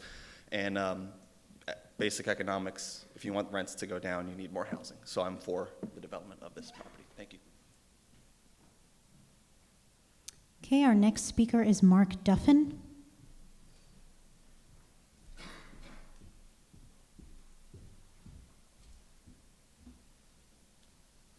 Hi, Mark Duffin. Thanks for listening to me. Just want to state right off the bat that I'm not opposed to development, and I absolutely agree that we need more affordable housing. And so I think there are areas where we have common ground, but I absolutely think that they should deny these requests for rezoning until further discussion with the community can be had, but also just on several technical levels. For example, since our last meeting, I dug through the 250-page EAS statement about this development, and it seems, I guess I would say, conveniently massaged facts, I would characterize it, because basically at every point they essentially come down to no significant impact, therefore no further action necessary. However, it doesn't address that the neighborhood right now, I live right on the circle, from 7 in the morning all through morning rush hour, backed up traffic and noise, afternoons and evenings, backed up traffic and honking horns. Yet if you read their statement, it literally says that with this development, there's actually going to be somehow a reduced amount of traffic and a reduced amount of subway usage. It says, I'll quote, they actually says that currently the sound levels at rush hour and peak times are marginally unacceptable with respect to city statutes. And that's also when they used sound tests that were 4 years old and don't even, at least for the Coney Island section. Then they chose a nice afternoon in May in 19 for the circle tests.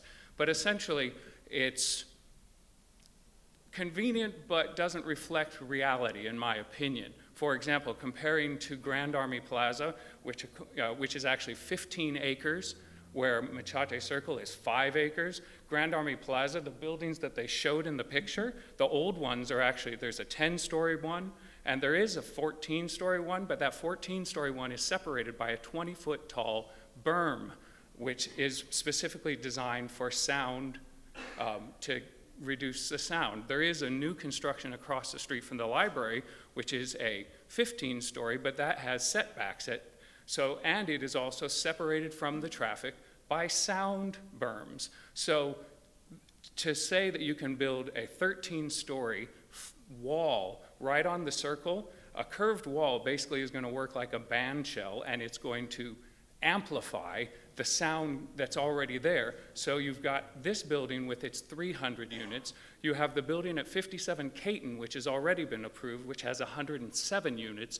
You have the building that's technically over the stables, which is, in my understanding, that come 2023, will be eligible to build 8 stories above the stables. So that's even more housing you're building into one city block.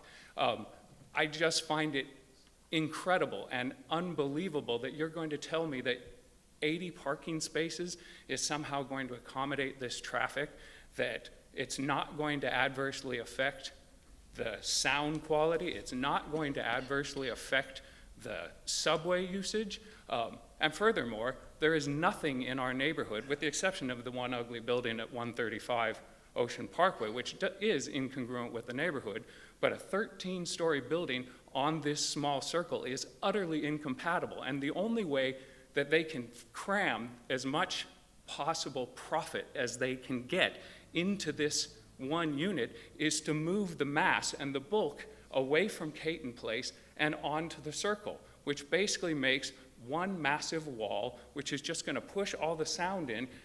We're already, with the other developments that are currently there, talking about too much houses, too many people in too short of a time. That's my opinion. I wish we could talk more about, if you were talking to me about a 9-story building, I would have no problem. If we could talk about smaller, more realistic to the neighborhood, I don't think any of these people here would be arguing with you. Many people want the housing. We don't want the hotel, which Mr. Bernstein at the last meeting so conveniently scared us all by saying it'll probably become a homeless shelter. That's his words, not mine. And so I don't like being threatened. I don't like being basically held in extortion to accept this zoning or basically have, something else horrible in my neighborhood.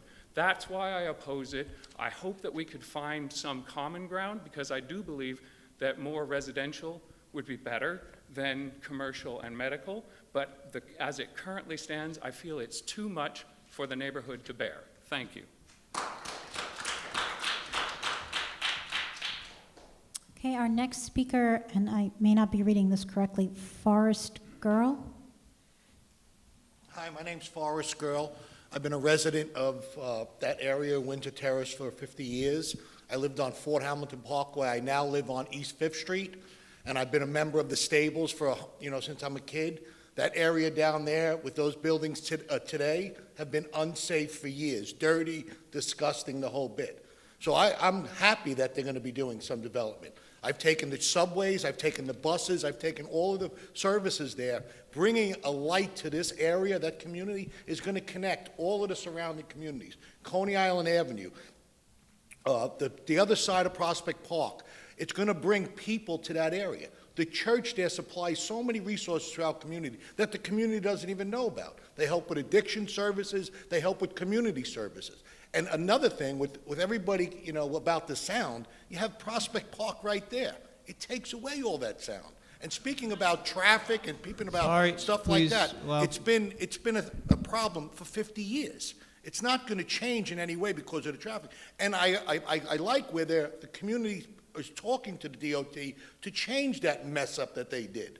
And it's horrible for right now for people walking, riding horses, or doing anything they need to do. So it's important for the community to work together to propose more affordable housing, and also a community-based organization that's going to provide services to the neighborhood, and not just to the wealthy people that live across the street. This is a community-based organization offering affordable housing. I've been there my whole life. This is the best plan I've seen forever. If here's a better plan, I haven't seen it. So I am for it, and I think it's time for the people of the neighborhood to step up and do something positive for the neighborhood. So thank you. I just want to remind everyone to please be respectful of the speakers. We can't have any crosstalk when we're having a public hearing. Thank you. The next speaker is Sergio Vieira.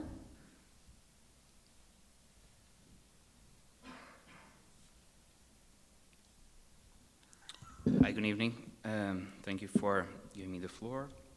So I'm also a resident in the neighborhood, and as some of the previous speakers just mentioned, I'm part also of those who is not against the idea of having residence building, but it's more the size of it that is problematic. And I would like to I also looked at the environment assessment statement, and more specifically, I looked at the community facilities and the impact of this building.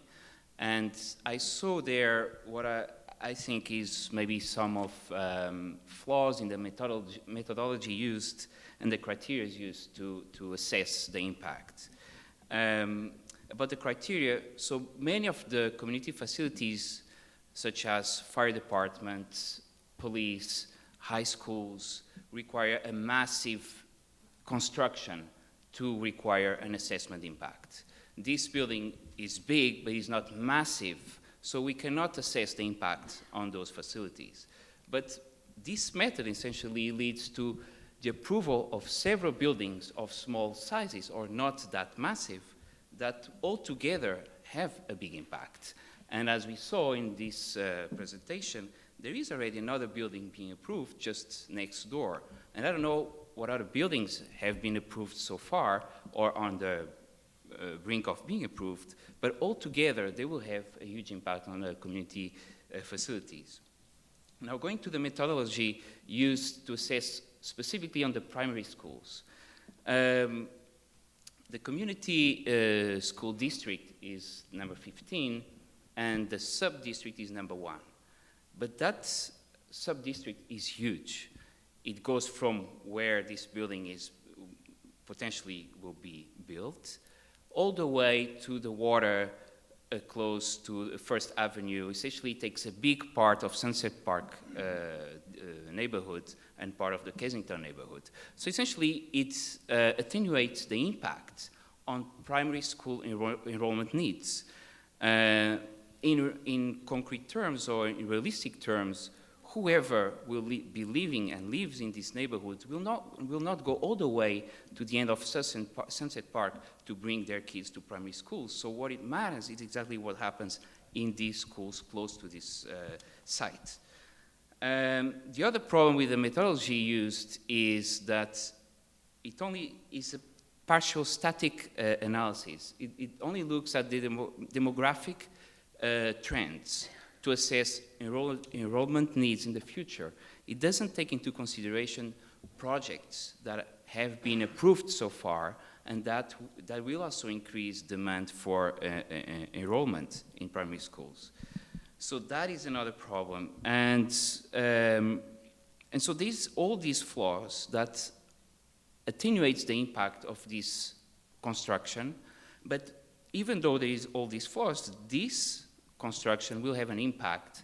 It will bring the collective utilization rate to 99%, of course. 99% is just 1 percentage point below the 100% that would require further assessment. So I would reconsider the assessment or the impact assessment of this construction on community facilities and specifically on primary schools. The next speaker is Suzanne Werner.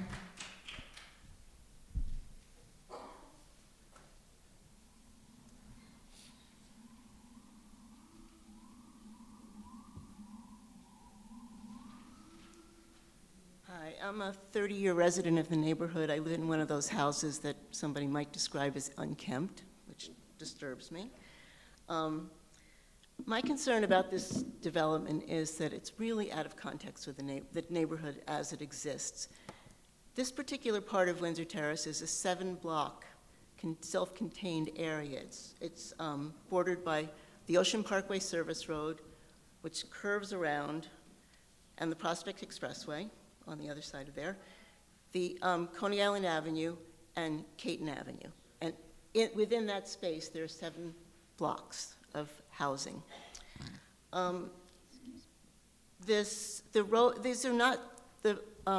Ocean Parkway is not a grand road. The service road is 1 traffic lane and 2 bicycle lanes that will be next to this development. And then there's, next to that is the exit from the Prospect Expressway, which comes up, and it's not even with the rest of the road. So we're talking about just a series of entrances and exits to other roads. It's not a grand street that we're thinking about, Ocean Parkway there, at that particular junction. And so I feel like you're sort of putting this huge building in this place where I don't know, it just feels really out of context to me. I just can't imagine something that large being built there. One of my concerns also is the shadows that are going to be cast by this building. Those bicycle lanes are part of the Prospect Park Greenway. So bicycles exit Ocean Parkway, and that little stretch is difficult to come by. And where the building is going to be built, it's going to be blocking the sun for probably 9 months of the year, for almost 12 hours, or how many hours of sunlight we get a day. So those areas are going to be in pretty much dark for all of that time as people come down the bicycles. And I think also I think the shadows might also affect the park at some points during the day. So that's something that the shadow study is something we really need to be looking at. So the other thing I want to talk about is the neighborhood. And I know people don't want to hear about what the neighborhood was 30 years ago. But what attracted me to this neighborhood was that it was a stable working class neighborhood. And I've always felt safe in this neighborhood. I've lived in the neighborhood. I know just about all of my neighbors. We've had friendly relationships. And there were people of all classes and ethnicities living in the neighborhood. And you can walk around the neighborhood and see that still today. I worry that an influx of, I'm not worried about the 25% of affordable housing. What I'm worried about is the other 75%, really changing the balance in the neighborhood in a significant way. And the other thing I'm concerned about is that I raised my children in that neighborhood, and they can't afford to live there now. And, you know, our 40 units of affordable housing may not be enough for them to survive there. So I really am advocating for something smaller, something more affordable, and something more to scale for the neighborhood. Thank you.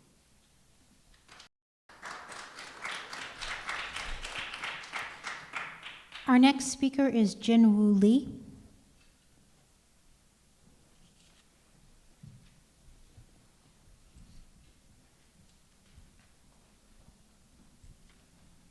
Hi, good evening. My name is Jin Woo Lee, and I've been living in the Windsor Terrace and Kensington area for 4 years now, and I really love the neighborhood and the atmosphere that people have, and the safety. Like obviously, I really love, you know, how I really like lived there for 4 years, and each time like when my family members and the friends came by, one thing they really told me was, hey, is there any like new building, you know, just that we can really like live in? And then I was like, yeah, there will be like really new buildings, but not recently they built that I know of. So I asked the neighborhood, and there are not really like new buildings around the neighborhood. So I was really excited to hear about this news, how like they are trying to build a residential building, or they're like new and maybe like affordable like building for the people. And I didn't know about like all these details that they showed. And after I checked the chart, and one thing that one of my friends from California who's recently tried to move into Brooklyn and the Queens area, and he was looking for like one of the two-bedroom houses around that neighborhood, and it was so much more expensive than the chart. And I was really shocked, like how it is more affordable. It looks like affordable for comparing to the thing that my friend have told me and the chart that they showed. So I think it's really nice to have like the new residential buildings like that and new atmosphere too. And then one of my favorite things to live in the Windsor Terrace and Kensington area was the Prospect Park is like super close. So from my apartment that I live in, it only takes like 10 minutes by walking. And I just imagine just like if you live in a house in front of like the circle with the Prospect Park, you can go there in like 3 or 5 minutes with your kids, with your families, which is really amazing. So like I think this new residential building will really help the neighborhood with like really better atmosphere, and will help like the new families to come in. So I really like this plan. Thanks. The next speaker is Lori Wooden.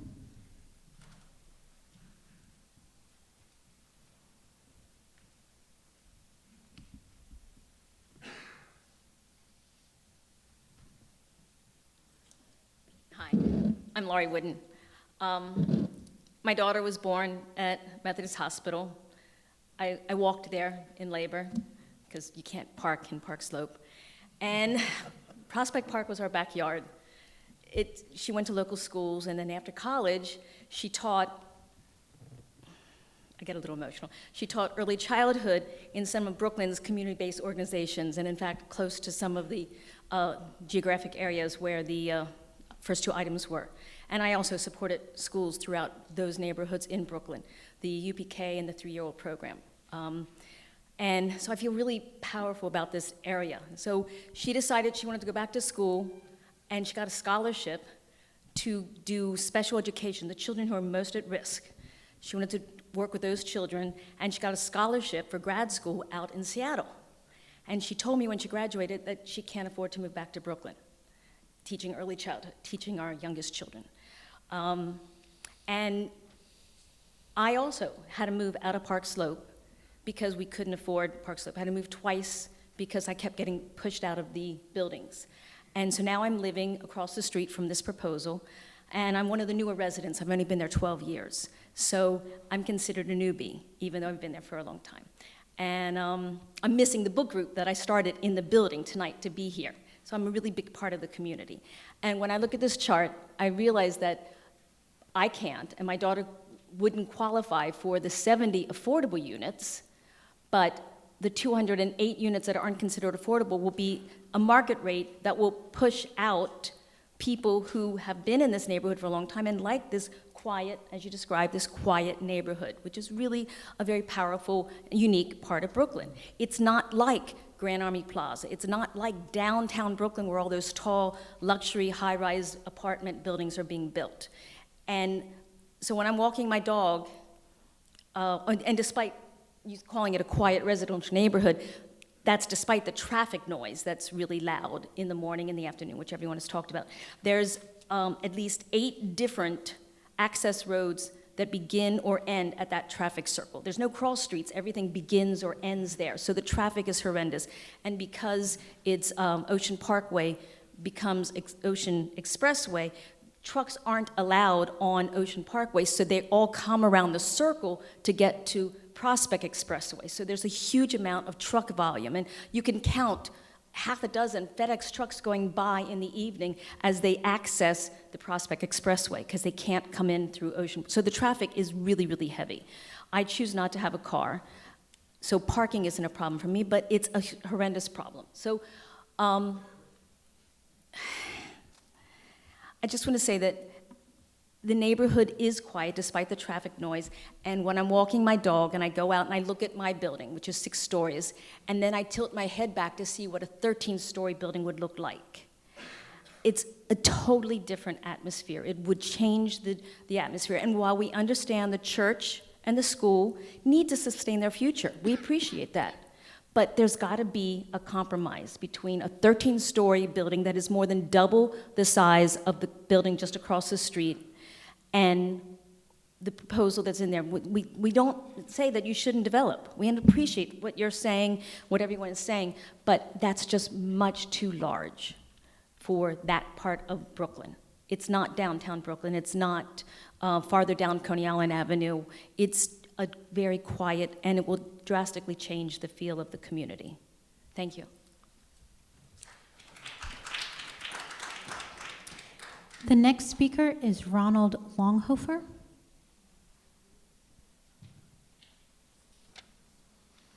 Hello, I'm Ronald Longhofer. I've been in Brooklyn for almost 31 years, and for most of those years I lived in Windsor Terrace. And in this area, there have been some new buildings in the last several years, not too far away. But one building that's gone up recently is a big storage unit that's right behind this development proposed. And some will look at that and say it's attractive. I look at it as an eyesore. And I think that this proposal actually would help to shield that from the community and help to bring back the character of the community. Certainly the rental rates and the cost of living in the neighborhood has skyrocketed over the last several years. And I think that basic market economics dictate that the more units there are, the better competition there is for pricing.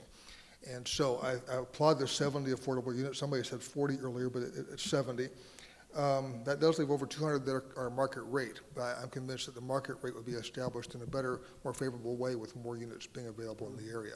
I also think that I was impressed with the rendition here the architects have put together here, where I think that it looks modern, but still looks like Prospect Park. You go around the perimeter of the park and you'll see a lot of different types of buildings, but many of them are the pre-war style, and they've got a similar character. This is modern, but yet it still has a similar character. So I'm in favor of the project. Again, I think this would be a good improvement to the area. I think it'd be kind of a good entry point to that part of Brooklyn, and I think that it would be a grand addition to the circle there. Thank you.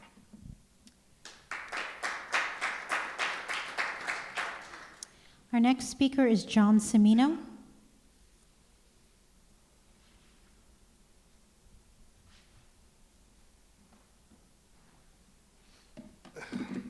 Yes, as a Brooklyn resident for 60 years, as a person who grew up on Caton Place, 46 Caton Place for 25 years, whose first job was the Prospect Park Riding Academy, shoveling horse manure and filling the hayloft at that wonderful stable, which I hope will benefit out of something that happens on that block. That block has displaced, at this point, a lot of people. Like someone else said, I believe Laurie said, it was a working class neighborhood. It's still trying to maintain that character, all the small houses around there, East 8th, Caden Place, Frio Place, East 5th, and it's getting harder. I currently work for New York City Transit. I'm well paid, looking for an apartment, and I can't afford my own old neighborhood. And why is that? I like the fact that they put in our face the word affordability. That's not by accident. Affordability is the go-to word these days.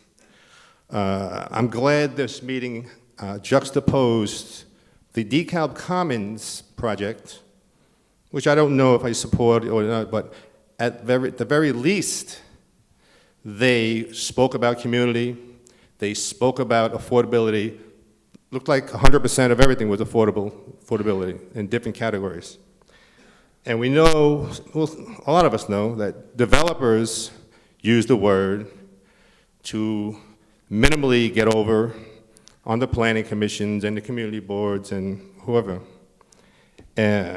So by law, that's the minimal affordability of any building where they'll get a 35-year tax break, meaning they don't have to pay taxes when the rest of the neighborhood will. So they never mention that in the affordability. So the problem with this building, and I am all for development. I love seeing a lot of the development in Brooklyn. This thing is out of scale. It could negotiate with the neighborhood. I didn't see them mention that. There's a church right across the street on Caton Place. I've talked to them. They never approached that church. There's the Immaculate Heart of Mary Catholic Church right across the highway. I approached them. They never heard of it. They never approached them. So I would see if you're trying to integrate into the community, you might want to do some field work and talk to the church, at the very least the churches and some of the schools. But it didn't happen. More annoyingly is this thing is on a fast track, whereas we had a meeting, a legally bound meeting that the community board had in the neighborhood, and this is the legally bound meeting, and 2 bumps in the road, and then they onto the community board, and hopefully they get approved. So that's not the developer's fault that the process is rigged, but it's not a good process. So the community is trying to organize and get something acceptable where affordability serves the community, where maybe 60% of the things are affordable to working people. You can throw in some luxury people, but why is it dominated by luxury housing in that neighborhood when actually they already built 3 buildings? At least the 3 buildings, well, 2 out of 3 were 6-story, 7-story buildings. In scale, still luxury, but in scale at the very least. What some people may not understand about that neighborhood, it is the crossroads of Brooklyn, meaning 8 major parkways and throughways radiate out of and through that neighborhood. It's 1 block away is the entrance to the Prospect Expressway, Fort Hamilton Parkway, Ocean Parkway, Parkside Avenue, Prospect Park Southwest, Coney Island Avenue. It's a major issue with, if you're going to put more cars there, to build some parking. Again, this developer doesn't have the be-all and end-all solution to the traffic, but they can mitigate with parking. They also made their building relative to other buildings around the park. So let's talk about other buildings around the park. The Citadel at Prospect Park, actually Pridge Square, not too far up the hill from there. Built in the late 40s. They have a parking garage underneath their building, 2 stories. The Brooklyn Public Library has 5 stories underground of storage and parking. Why, if you're going to build 13 stories, which I hope you don't do, and I hope we could mitigate, why couldn't you build 4 stories down and give parking to the neighborhood at municipal parking rates. I don't see why that can't happen. Okay? There's a difference between development and price gouging. I would like to see this developer make good money. I would really like to see that because we need development. But I don't want to see any developers price gouge and force people out of these neighborhoods. So that doesn't need to happen. And when the developer starts to sit down and negotiate with the community, maybe we can make some progress. Thank you.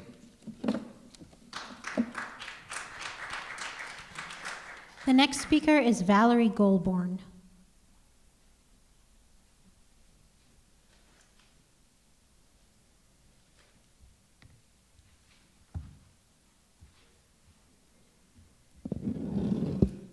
Good evening. My name is Valerie Goldborn. I live in the neighborhood, and I am for this development. I've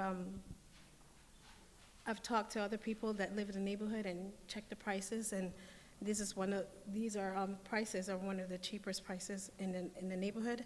I like the fact that they possibly would have jobs for the community, and I am in favor. So thank you. The next speaker is Marta Reyes.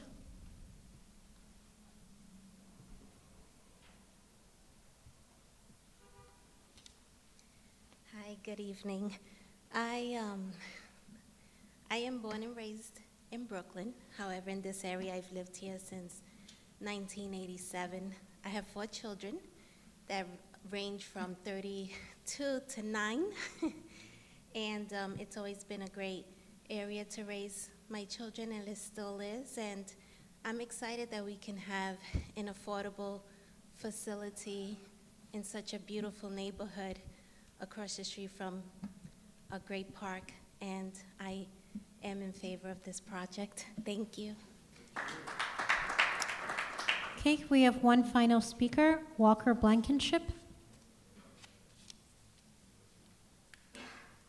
Hi, my name is Walker Blankenship. I run the stables at Prospect Park.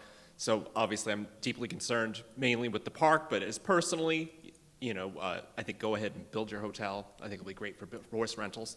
But since that's most likely an empty threat, we have to face the reality we're going to build something different on the site, and we have to be concerned with the fact that of the possible flooding in the area, and also we need to readdress, as people have stated about the traffic circle. The Department of Planning, City Planning, made a tremendous amount of effort as far as trying to make what we have currently the best that it can be. But it is complicated by the fact that the stretch where the horses are supposed to be traveling on into the park is actually state property. So we have to, and I tried to mention this at the community board meeting, where we really need to incorporate the state into looking into the space because of the Route 27. So it's like, right now, the way city planning had it with the bicycles coming into the park, or the original plan from Volks, where you brought horses and the oldest bike lane in America into the traffic circle, was all basically massacred by Moses when we put in the Prospect Expressway. So we really need, this is our opportunity now to refocus on this, because as we all expect, if we're talking about anything residential that's going to be built in this space, we're talking about the 1-lane service road is going to be jammed with Uber, Lyft, and Fresh Direct.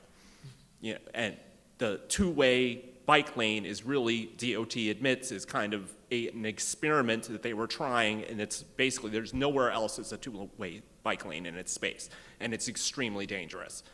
So we really need to address that entire concept. And so as we're looking at the traffic circle and how all that traffic is coming in order to accommodate new residents, that's what we need to be focusing on. And then I'm happy to hear what we're talking about now, having spillover as far as drainage for the trees, into the tree pits, but that is not actually the scale that I was bringing up at the community board meeting.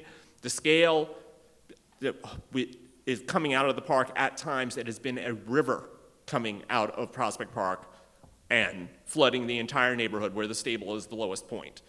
So we're not talking about run over, that's all very well and good, but we're talking about a much larger scale. We only just recently repaired in the park the actual drain to Prospect Park Lake, where we can actually drain the lake now in advance if we know that inclement weather is coming. We're expecting a lot of flooding, but we really need to be able to address things on a much greater scale. Like we need to investigate the infrastructure of Park Circle itself. I suspect that it's still somehow connected into Prospect Park Lake as the original design had been intended, and it really needs to be addressed so that we keep the water going in the direction it needs to go in. That said, there's a lot of horse traffic that goes on around this development. Both on Caton Place is one of the reasons why I believe all the streets are uncommonly large, including Caton Place, was to accommodate the fact that you had a lot of horse traffic in the street, and it just has to be continued to be considered. Thanks. Thank you. We're going to make one final call for speakers.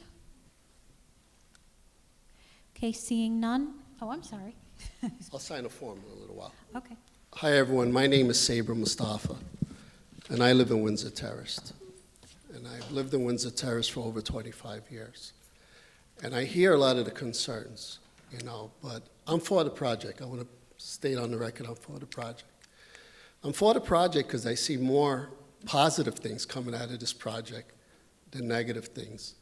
I see an opportunity to having my aging family member maybe apply and get them closer to me rather than walking up 4 flights of stairs in Manhattan. I see the possibilities of, they did say stores. Windsor Terrace, we definitely need more stores. And the amount of people that will move into this building will help and support the existing businesses that we have along Prospect Avenue. And they only get business in the morning when people are going out to work, and business at night when people are coming home from work. I understand I moved into Windsor Terrace because I love Windsor Terrace. It's quiet. It's almost like the last hidden oasis in Brooklyn. But that's going to change. People want to live in Windsor Terrace, and I can't be selfish. I have to allow them into my neighborhood. The same way I love Windsor Terrace, I have to give other people opportunity to come and move in and appreciate my neighborhood. And if I'm not a good singer, but I want to sing Mr. Rogers' song.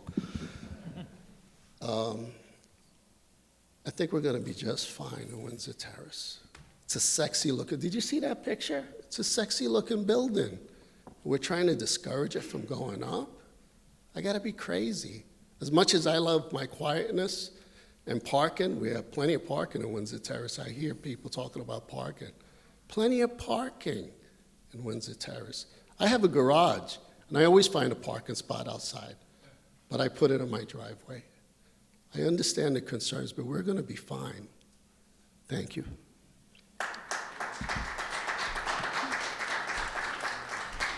Okay, we have one more speaker, Andrew Potter.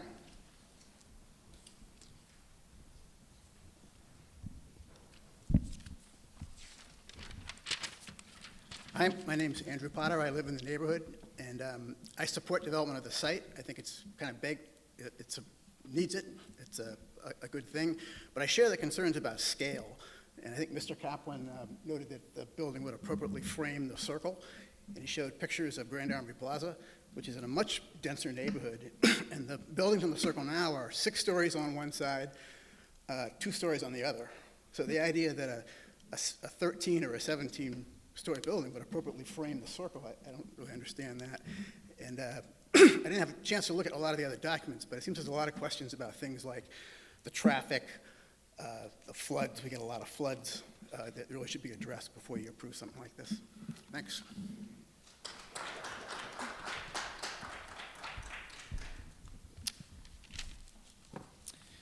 Any last?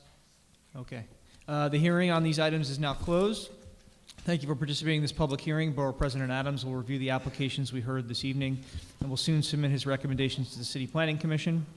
Borough President Adams would like to take his opportunity to remind you that the City Planning Commission will hold a public hearing on these items. The hearing is now adjourned. Thank you.